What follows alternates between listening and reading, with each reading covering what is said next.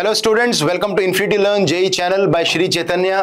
और आज का ये जो टॉपिक है, ये जो सेशन है, ये बहुत ही ज़्यादा एक ऐसा टॉपिक है जहाँ पे स्टूडेंट्स जब आप रिजल्ट देखते हैं, जब जेई मेन का रिजल्ट आता है, चाहे वो जनवरी अटेम्प्ट का आता है या अप्रैल अटेम्प्ट का रिजल्ट आता है, तो कहीं ना कहीं आपने बहुत बार सुना होगा अपने सीनियर्स से, अपने बड़े भाई बहनों से, जैसे 2024 में या पिछले किसी भी साल में उठा के देख लो कि स्टूडेंट्स बोलते हैं कि यार हमें ये नंबर, हमारे इतने अच्छे नंबर आ रहे थे पर परसेंटाइल हमारी अच्छी नहीं आई। मेरे 200 नंबर आ रहे थे और 200 नंबर पे मेरी सिर्फ 97 परसेंटाइल आई है या 98 आई है, लेकिन वहीं मेरे दोस्त के 170 या 160 आए हैं, उसकी 99 आई है। तो वहां पे स्टूडेंट्स जो है कई बार बहुत ज़्यादा एक तरीके से बहुत नेगेटिव हो जाते हैं, अपनी प्रिपरेशन को लेके डीमोटिवेट हो जाते हैं, एडवांस की प्रिपरेशन को छोड़ देते हैं। लगता है कि यार मैं तो जेई मेन ही नहीं कर पा रहा हूँ, और एडवांस की प्रिपरेशन पे उनका बहुत इम्पैक्ट आता है। तो आज का ये जो सेशन है जो मैं आपके सामने आज ले रहा हूँ कि flawed percentile system in JEE Main, तो मैं ये इसलिए ले रहा हूँ कि मैं आपको बताऊंगा कि परसेंटाइल सिस्टम, छोटा सा सेशन है, मैं बताऊंगा आपको कि परसेंटाइल सिस्टम क्या होता है और कैसे फ्लॉ है। ये फ्लॉलेस तो नहीं है, कुछ फ्लॉज हैं, है ना। और अब वो सिस्टम है तो है, उसका हम कुछ कर नहीं सकते, लेकिन हाँ ये भी बताऊंगा कि उसको टैकल कैसे करना है और किन बातों का ध्यान रखना है ताकि एटलीस्ट आपकी जो एडवांस्ड की जर्नी है, आईआईटी में जाने का जो सपना है, वो एटलीस्ट ब्रेक ना हो। क्योंकि मुझे पता है बहुत सारे बच्चे इंडिया में जो जेई मेन देते हैं, 15 लाख बच्चे एग्जाम देते हैं, उसमें से 15-16 हज़ार 17 हज़ार बच्चे एडवांस के लिए सिलेक्ट होते हैं, बल्कि क्वालिफाई तो ज़्यादा करते हैं, बट सीट जो है वो उतनी ही 17-18 हज़ार सीट्स हैं, तो बहुत ही कम रेशो है ना। तो जो बच्चा मेंटली स्ट्रांग है, जेई मेन के इस सिस्टम से इतना घबराया हुआ नहीं है या देखकर बहुत विचलित नहीं हो रहा कि एकदम डिमोटिवेट नहीं हो रहा है, तो वो बच्चा क्रैक कर जाता है। लेकिन it's a mental game. JEE Main crack करना और जेई मेन के बाद एडवांस क्रैक करना, काफी सारे फेजेस से बच्चा गुजरता है। पहले जनवरी में एग्जाम देता है ना। अगर आप 12th में तो प्री बोर्ड्स वगैरह देता है, प्रैक्टिकल एग्जाम देता है, स्कूल का प्रेशर होता है, उसके बाद जेई मेन देता है जनवरी में, जनवरी का जेई मेन जैसे देता है, फरवरी में वो जेई मेन का रिजल्ट आता है, रिजल्ट देखता है, चलो माना उतना up to the mark result नहीं आया, लेकिन फिर वो बोर्ड के प्रेशर में आता है, फिर बोर्ड्स के प्रेशर के बाद फिर सडनली अप्रैल का अटेम्प्ट आता है, अप्रैल के अटेम्प्ट में भी अपना रिजल्ट देखता है फाइनली कि मेरी क्या परसेंटाइल आई और फाइनली क्या रैंक आया है, अल्टीमेटली कैटेगरी रैंक या सीआरएल क्या आया वो भी देखता है। फिर एक महीना एडवांस में बचता है, तो वहां पे वो मोटिवेशन ही खत्म हो जाता है इतनी सारी चीजों के बाद, और फिर एडवांस में लगता है एडवांस तो एडवांस्ड है, वो कैसे क्रैक होगा, और फिर अल्टीमेटली बच्चा या तो ड्रॉप लेता है या फिर किसी भी नॉर्मल कॉलेज में या बिलो एवरेज कॉलेज में एडमिशन ले लेता है ना। तो मैक्सिमम बच्चों की यार इंडिया में ये कहानी होती है। तो मैं आज एटलीस्ट आपको ना एक सतर्क करने आया हूं, अलर्ट करने आप लोगों को आया हूं, है ना। तो ये सेशन जितने ज्यादा बच्चों तक पहुंचा सके प्लीज पहुंचाना। और ये मैं आज मैं बात कर रहा हूं एकदम बाय हार्ट, आपसे बात कर रहा हूं, हमेशा करता हूं बट आज भी करूंगा। परसेंटाइल सिस्टम, आई होप सबको थोड़ा आइडिया है कि परसेंटाइल क्या होता है। परसेंटाइल होता है कि आप, जैसे मैं शुरू से बताता हूं, जैसे जेई मेन में आप जनवरी वाला अटेम्प्ट अभी 4 महीनों में देने वाले हो, तो मान लो आपके पास टोटल 10 शिफ्ट्स हैं, है ना। जेई मेन के अंदर जो है 10 शिफ्ट है, तो टोटल 10 शिफ्ट्स में पेपर होता है।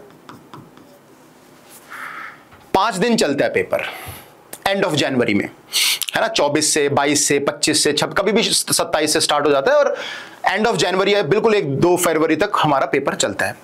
तो 10 शिफ्ट का मतलब 5 डेज में आपका पेपर होता है। कितने बच्चे बैठते हैं जनवरी, अगर इसी साल की बात करें 2025 की, तो करीबन 12.58 लाख बैठे थे। तो हम अप्रोक्सीमेटली मान लेते हैं कि हमारे पास 13 लाख बच्चे जो हैं बैठते हैं, स्टूडेंट्स ये अपीयर होते हैं। इसका मतलब पर शिफ्ट में कितना बच्चा बैठा, अप्रोक्सीमेटली 1,30,000। तो 1,30,000 जब आप शिफ्ट किसी भी एक दिन पेपर देने जा रहे हो, दोपहर वाली या सुबह वाली, उसमें 1,30,000 बच्चे बैठे हैं ऑल ओवर इंडिया में अक्रॉस द सेंटर्स। तो आपका कंपटीशन जो है वो इन 1,30,000 बच्चों से है। बाकी के जो बच्चे हैं 11,70,000, उनसे हमारा कोई लेना देना नहीं है। वो क्या कर रहे हैं, उनका पेपर कैसा आया है, उन बच्चों का लेवल क्या है, वो लोग क्या, उनका क्या, खत्म। तो यहां पे जो परसेंटाइल आपकी आती है वो शिफ्ट वाइज आती है। 1,30,000 में आप कैसा परफॉर्म कर रहे हो, वो होता है। तो मान लो आप टॉप 1300 बच्चों में, आपकी रैंक 1300 है, यानी कि 1% बच्चे आपसे ऊपर हैं, तो आपकी परसेंटाइल हो जाएगी 99। समझ रहे हो? परसेंटाइल का मतलब क्या होता है? 99 परसेंटाइल का मतलब 99% बच्चे आपसे पीछे हैं, 1% बच्चा आपसे आगे है। तो 1,30,000 का 1% कितना हो गया? 1300। तो 1300, अगर आप 1300 नंबर पे हो, यानी you are exactly at 99 percentile of your shift. आप अपनी शिफ्ट में हो, आपको बाकी से मतलब ही नहीं, आपकी पर 99% हो गई, बात खत्म। कोई कंपेयर नहीं कर रहा आपको अभी जनवरी में। तो अगर आप लेट्स से 2600 पे हो तो 98 परसेंटाइल। तो परसेंटाइल निकलती कैसे है? टोटल स्टूडेंट्स जो आपसे पीछे हैं अपॉन टोटल स्टूडेंट जो अपीयर हुए हैं आपकी शिफ्ट में इनटू 100। सिंपल सिंपल सा है। परसेंटाइल कैसे निकलती है? Total students in A shift, क्योंकि शिफ्ट वाइज निकलती है। एक्चुअली पता क्यों निकलती है शिफ्ट वाइज? बात गलत नहीं है सिस्टम की भी कहीं ना कहीं, मतलब क्योंकि शिफ्ट वाइज है, बच्चों का लेवल अलग अलग है, बच्चों पेपर का लेवल, एक्चुअली पेपर का लेवल अलग अलग है।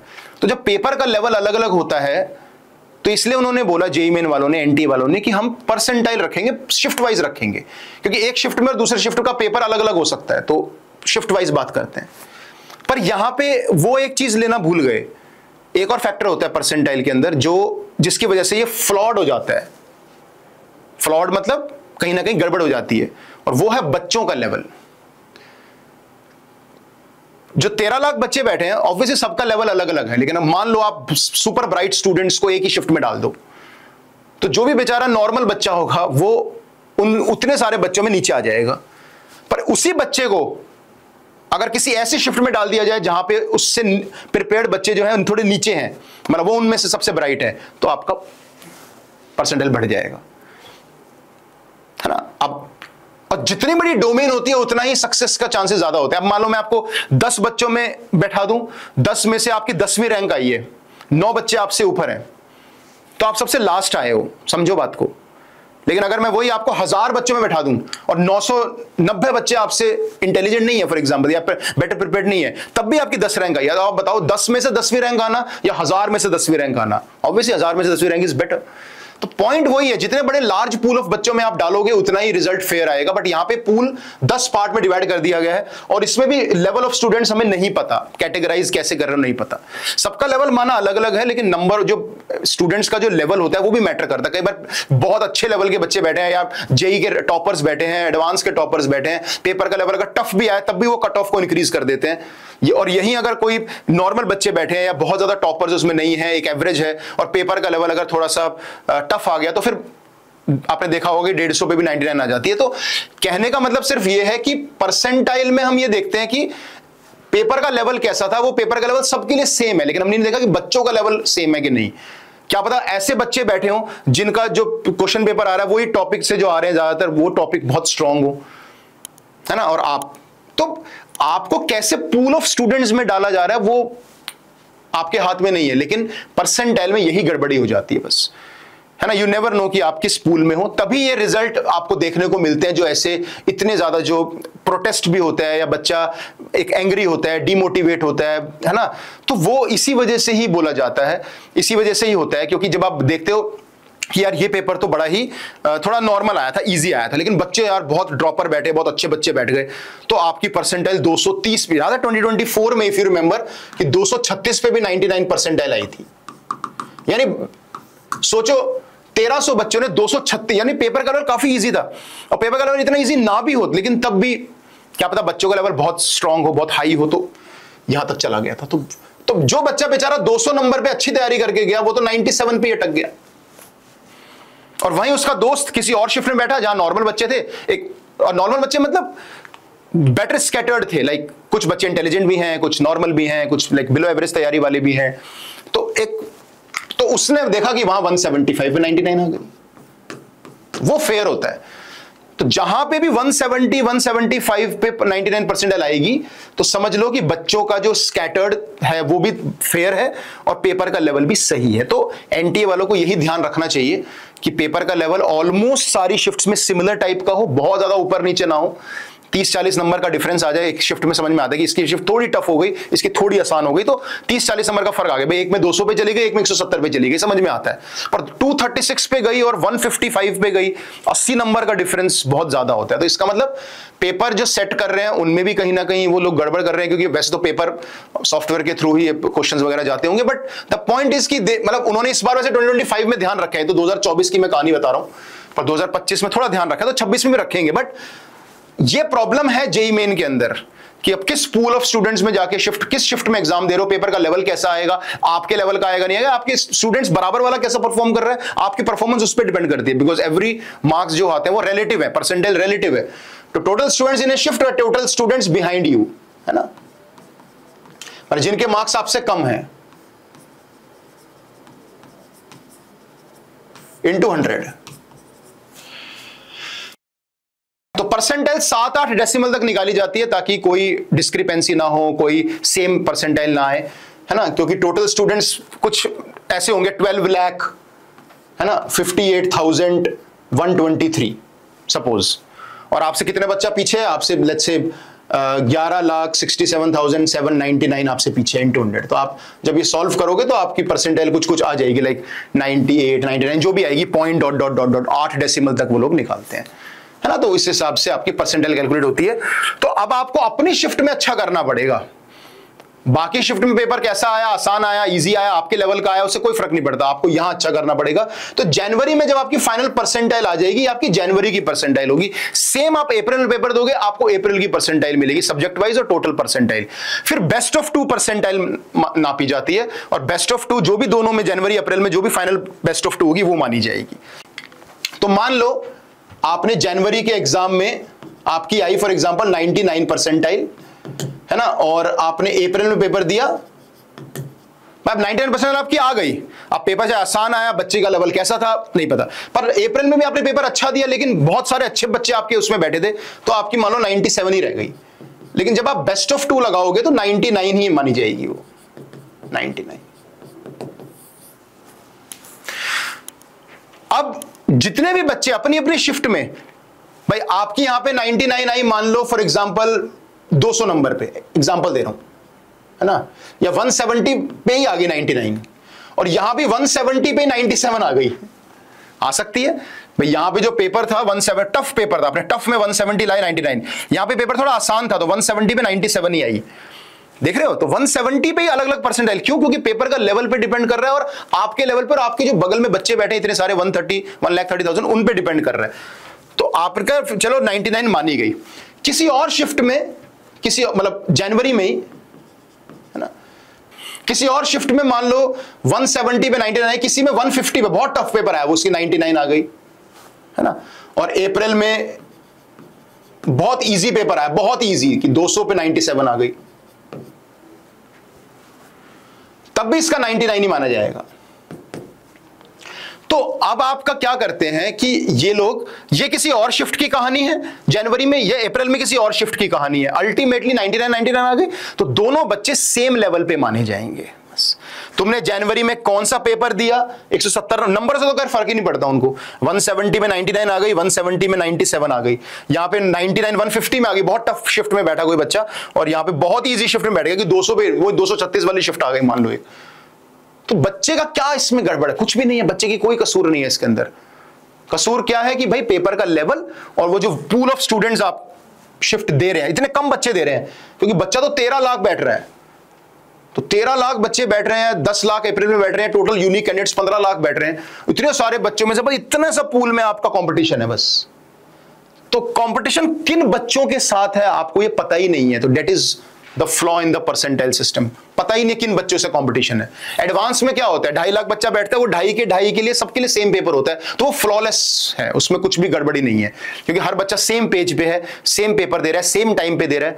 यहां पे क्या होता है, यहां पे परसेंटाइल अलग अलग शिफ्ट वाइज आती है। पहली शिफ्ट के बच्चों को थोड़ा नुकसान हो जाता है कि उनको पेपर का लेवल नहीं पता कि क्या क्या क्वेश्चंस आ रहे हैं, उसके बाद लेकिन ये होता है कि हाँ एंड वाले बच्चों को पेपर थोड़ा टफ भी हो जाता है, लेकिन उनको पता होता है पेपर कैसा आ रहा है, कहां से आ रहा है, क्योंकि जनरली क्वेश्चन उसी टाइप के कई बार रिपीट हो जाते हैं। तो ये सब चीजें हैं जेईई मेन के अंदर, लेकिन ये कहानी होती है। अब 99 में अब आपको रैंक भी मिल जाएगी, मान लो इसकी ऑल इंडिया रैंक आ गई 15,000, है ना, एग्जैक्ट 99 तो किसी की नहीं होगी, पर यह कि अगर होगी भी तो मैथ्स में जिसकी परसेंटाइल ज्यादा होगी, अगर मैथ्स में इसकी ज्यादा है तो 15,000, इसकी कम है तो 15,001, तो ऐसे 15,000 ऑलरेडी रैंक आपकी आ जाएगी। तो फर्क नहीं पड़ता आप कितने नंबरों पे जनवरी अप्रैल में परसेंटाइल आ रहे हो, फर्क पड़ता है बस परसेंटाइल से, कि बस कितनी आ रही है, कितने भी नंबर पे आ रही है, फर्क नहीं, वो तो डिपेंड करता है परफॉर्मेंस बाकी बच्चों की कैसी है। तो रिलेटिव है सारी चीजें, बाकी बच्चों पे डिपेंड करती है, that's why it's a flawed system. लेकिन एक बार आपकी 99 या आ गई, आपकी ऑल इंडिया रैंक आ गई, बस ये है कहानी। मतलब एंड में क्या होगा कि सबको डिक्रीजिंग ऑर्डर में लगा देंगे और 1 2 3 रैंक देना शुरू कर देंगे, ठीक है ना। अब कितने नंबर पे क्या आया, नंबर से कोई फर्क नहीं पड़ने वाला, परसेंटाइल से फर्क पड़ेगा। और परसेंटाइल कैसे लाई जाए, ऑब्वियसली बाकी बच्चों की परफॉर्मेंस आपके हाथ में नहीं है, परफॉर्मेंस आपके हाथ में अपनी परफॉर्मेंस है। तो सर इस सिस्टम को टैकल कैसे करें फिर हम? तो इस सिस्टम को टैकल करने का तरीका है ज्यादा से ज्यादा मॉक टेस्ट देना, ज्यादा से ज्यादा टेस्ट सीरीज ज्वाइन करना या टेस्ट सीरीज देना या वैरायटी ऑफ सवाल सॉल्व करना। आपको दोनों तरीके के पेपर देने चाहिए, पीवाईक्यूज तो करने ही चाहिए पहला, दूसरा आपको देने चाहिए इजी पेपर्स टाइम लिमिट में। जैसे 1 घंटे के अंदर 60 मिनट है तो 30 क्वेश्चन करके देखो, तो आसान पेपर दो। सर आसान पेपर कहां से दें, है ना, टैकल कैसे करें, बात तो है ना, how to tackle this system, how to tackle this. तो इसका एक ही चीज है, mock test, as many mock test. इसी से अपना पेपर की स्ट्रेटेजी लॉक करो। और 2 तरीके के पेपर देने चाहिए आपको, एक जो बहुत ही इजी होते हैं, जिसको आप स्पीड टेस्ट से अच्छा कर सकते हो, यानी कि 30 क्वेश्चंस इन 60 मिनट्स, फिजिक्स में भी, केमिस्ट्री में भी, मैथ्स में भी, फटाफट। और कहां से करें सर? इसके लिए आप पुराने AIEEE के पेपर ले सकते हो जो 2002 से 2012 तक का था, या फिर JEE मेन दे सकते हो। चैप्टर वाइज मत करना, पेपर दे देखना। JEE मेन दे दो, 2013 से 2018 तक के JEE मेन होते थे। दूसरा होता है आपको टफ टेस्ट देने हैं, टफ एग्जाम देना है। टफ एग्जाम का मतलब इसमें आपको क्वेश्चन सिलेक्शन पे ध्यान देना है, आपको सारे क्वेश्चन सेलेक्ट नहीं करने। क्वेश्चन सिलेक्शन का मतलब हो गया इसमें 12 क्वेश्चन से 13 क्वेश्चन सॉल्व करने हैं पर सब्जेक्ट इन अप्रोक्सीमेटली 60 से 70 मिनट्स। मैथ्स में 70 दे दो, फिजिक्स में 60 दे दो, केमिस्ट्री में 45 या 50 दे दो। 12-13 क्वेश्चन पर सब्जेक्ट करना है, बस क्वेश्चन सिलेक्शन पे ध्यान देना है, क्योंकि 13-13 सवाल भी आपने कर लिए तो आपका कम से कम 52 मार्क्स, मतलब 160 के आसपास नंबर आपके अप्रोक्सीमेटली बन गए। 160 के ऊपर लेके आओगे तो कहीं ना कहीं 98 के ऊपर तो चली जाओगे एटलीस्ट, है ना। तो बस ये मेरी कहानी है, टफ एग्जाम, 2 क्वेश्चन सिलेक्शन। इसके लिए JEE मेन के पीवाईक्यूज करो। और कौन से पीवाईक्यूज करने चाहिए आपको? ऑब्वियसली 2019 से 2025 के। तो मैं हमेशा बोलता हूं भाई पीवाईक्यूज पे ध्यान दो, जितने पीवाईक्यूज करोगे, जितना एक्सपोज करोगे अपने आप को नए नए सवालों के आगे, टफ क्वेश्चंस के आगे, स्पीड के, मतलब यहां पे स्पीड मैटर करेगी, गलती नहीं करनी, है ना। यहाँ पे स्पीड आपको अच्छे से करनी है और सही करने है, और यहाँ पे एक्यूरेसी मैटर करेगी। क्वेश्चन आपको सिलेक्ट करना है ढंग से, सोचो, ध्यान से करो, सॉल्व करो और सही करो, है ना। यहाँ स्पीड मैटर। तो हर तरह का पेपर आपको देना पड़ेगा कि पेपर कैसा भी आ जाए। और इससे पता है, इससे ये भी आइडिया लगता है कि पेपर आसान आ रहा है कि पेपर टफ आ रहा है। अब मैं यहाँ बोल भी रहा हूं कि भाई यहाँ पे पेपर इजी भी आ जाता है कि भाई देखो 150 पे 99 मतलब बहुत टफ पेपर है, यहाँ बहुत इजी पेपर है। तो तुम्हें कैसे पता चलेगा इजी है कि टफ है? तो आपको इतने मॉक टेस्ट देने, आपको पता, देखते ही पता चल जाएगा। मैथ्स में अगर सवाल जैसे पहला, दूसरा, पांचवा, छठा अगर फटाफट सॉल्व हो रहे हैं फॉर्म, तो इसका मतलब पेपर थोड़ा इजी है। अगर थोड़ा लग रहा है कि क्वेश्चन की लैंग्वेज बहुत लेंदी है, ट्रिकी है, हर ऑल्टरनेट प्रॉब्लम ही बड़ा ही टफ लग रहा है, तो यानी कहीं ना कहीं क्वेश्चन पेपर एक नॉर्मल अच्छे लेवल का पेपर है, यानी बेसिक वही 40-50 नंबर पे अच्छे परसेंटाइल आ जाएगी मैथ्स में, या वही 170-160 तक अच्छा परसेंट आ जाएगा। लेकिन अगर पेपर काफी ईजी लग रहा है, फॉर्मुला बेस्ड लग रहा है केमिस्ट्री, फिजिक्स में, मैथ्स में भी, तो फिर समझ लो कि वो 200 नंबर वाला 99 परसेंटाइल वाला पेपर है। तो ये रातों रात नहीं पता चलेगा, ये पता चलेगा जब आप अलग अलग तरीके के पेपर्स दोगे। तो अपना टेम्परामेंट डेवलप करो, क्वेश्चन सिलेक्शन पे फोकस करो। क्वेश्चन सिलेक्ट जब करते हो, 11-12 सवाल करते हो, तो अगर 15-16 सवाल तक होने शुरू हो जाए तो समझ लो पेपर कहीं ना कहीं ईजी है ना। तो वहां पे आपको थोड़ा सा अपनी स्पीड इंक्रीज करनी पड़ेगी। लेकिन जहां लगता है कि यार हर पेपर में क्वेश्चन की लैंग्वेज इतनी लेंदी है, ट्रिकी है, पढ़ के समझ में आ रही है, बड़ा टफ लग रहा है, तो यानी पेपर एक अच्छे लेवल का पेपर है। तो दोनों तरीके की प्रैक्टिस अपने को करनी है और तभी आप ये टैकल कर सकते हो। लेकिन मैं फिर बोल रहा हूं बेटा कि जनवरी में, अप्रैल में जो भी रिजल्ट आएगा, प्लीज उसको बिल्कुल ज्यादा मत सीरियसली लेना, बहुत ज्यादा दिमाग में मत चढ़ा देना उसको। Focus on your advanced also, क्योंकि एडवांस्ड एक फ्लॉलेस एग्जाम है और वहां पे 5 या 6 क्वेश्चंस आपको पर सब्जेक्ट करना है, पर पेपर, पेपर 1 में, पेपर 2 में, और आपका क्वालिफिकेशन तो छोड़ो, आपकी सीट पक्की हो जाएगी 5 से 6 सवाल करने पर। यह बात मैं बहुत बार बता चुका हूं आपको। तो एडवांस एक बड़ा गेम है, लेकिन वो बहुत मुश्किल पेपर नहीं है। ऐसा नहीं कि सारे 16-17 सवाल सारे टफ आते हैं, थोड़े सवाल उसमें इजी भी आते हैं, 4-5 सवाल तो नॉर्मल जेईई मेन लेवल के भी उसमें आ जाते हैं। तो प्लीज एडवांस पे भी फोकस कीजिए अपार्ट फ्रॉम जेईई मेन। और बिल्कुल अगर रिजल्ट कैसा भी आता है, घबराना नहीं है, एडवांस के लिए तैयारी करते रहो, करते रहो, करते रहो। आप अल्टीमेटली जेईई मेन में जो भी रिजल्ट आपका आए, बिकॉज ऑफ दिस सिस्टम, कैसा भी रिजल्ट आए, एडवांस आपके हाथ में है। क्योंकि वो पेपर इतनी एंड में होता है कि बच्चा वहां तक जाता है तो थक भी जाता है, पक जाता है, डिमोटिवेट हो जाता है, ग्राफ पहले ऊपर होता है लेकिन नीचे चला जाता है। तो जो बच्चा मेंटेन करके रखता है अपने कॉन्फिडेंस को, अपनी प्रिपरेशन लेवल को, अपनी डिटर्मिनेशन लेवल को, आई थिंक वो एडवांस अच्छे से क्रैक कर जाता है। क्योंकि सबको, जो बच्चा मेंटली तैयार है कि यार जेईई मेन का लेवल तो पता है, जेईई मेन में तो फटाफट पेपर सॉल्व कर रहे हैं, 15-16 सवाल भी कर लिए, 15 सवाल भी करूंगा तो 60 180 नंबर ही आएंगे, है ना, समझ रहे हो। 50% के ऊपर पेपर करूंगा तब भी इतनी आएंगे। लेकिन वहीं अगर जेईई एडवांस में मैंने 30-40% पेपर भी कर दिया, 5-5 6-6 सवाल भी कर दिए, तो मेरी रैंक 5000 6000 या 10,000 के अंदर अंदर भी आ सकती है। तो try to think that and prepare, also prepare for your JEE advanced, ठीक है ना। तो इसलिए मैं आज ये सेशन मैंने आपको लिया ताकि मैं बच्चों को थोड़ा अलर्ट कर पाऊं, बता पाऊं अभी से, सितंबर से ही, कि अभी आपके पास 4 महीने हैं जनवरी में, फिर आगे 7 महीने हैं अप्रैल में, और 8 से 9 महीने आपके एडवांस के लिए हैं। तो अभी भी टाइम है फोड़ने का। अच्छे से तैयारी करो, अपने हाई वेटेज चैप्टर्स को अच्छे से तैयार करो, है ना, और जो आपको टफ चैप्टर लगता है उनको बेसिक्स के लिए तैयार करो, है ना, और अच्छे से एग्जाम्स दो और एंड तक अपनी एनर्जी को हाई रखना है, ठीक है। So thank you so much students, I hope सबको ये समझ में आया होगा जो मैं बताने की कोशिश कर रहा हूं, है ना। और कुछ भी नेगेटिव लेने की जरूरत नहीं है, किसी भी चीजों को, जो सिस्टम है वो है ना। हमें उसको टैकल कैसे करना है मैंने आपको बताया, तो उसको टैकल करते हैं और जेईई में नहीं बल्कि एडवांस भी फोड़ने का ट्राई करते हैं, which is actually very easy to crack. इतना मतलब मैं नहीं बोलूंगा कि मतलब इजी इन द सेंस कि जो प्रोसेस है जो फोड़ने का, अगर वो आपको पता है मेंटली कि हाँ यार 5 सवाल 6 सवाल करने पर काम हो जाता है 1 घंटे के अंदर, तो वो हो जाएगा, ये मैं कह रहा हूं। इट्स नॉट दैट टफ जितना हम हवा बना के रखते हैं कि जेईई मेन तो कर ले भाई, एडवांस तो बाद की बात है। ऐसा नहीं है, जेईई मेन भी कोई बहुत आसान पेपर नहीं है। अगर वो पेपर का लेवल आसान भी होगा, लेकिन वो वैसे बहुत डिफरेंट है। जो जेईई मेन की जो सर्कमस्टांसेस है ना, जो जेईई मेन का जो पैटर्न है या जो बच्चे जो बैठते हैं परसेंट है, वो टफ है क्रैक करना, है ना। तो इसलिए जेईई एडवांस पे भी इक्वली ध्यान दो। ये मत सोचना कि जेईई मेन खत्म करके फिर एडवांस की तैयारी करेंगे, तो वो सबसे बड़ी गलती बच्चे करते हैं और फिर सिलेक्शन नहीं होता है, ठीक है। तो ध्यान रखना एंड प्लीज इस सेशन को ज्यादा से ज्यादा शेयर जरूर करना and do like it and please subscribe to our channel. Thank you so much.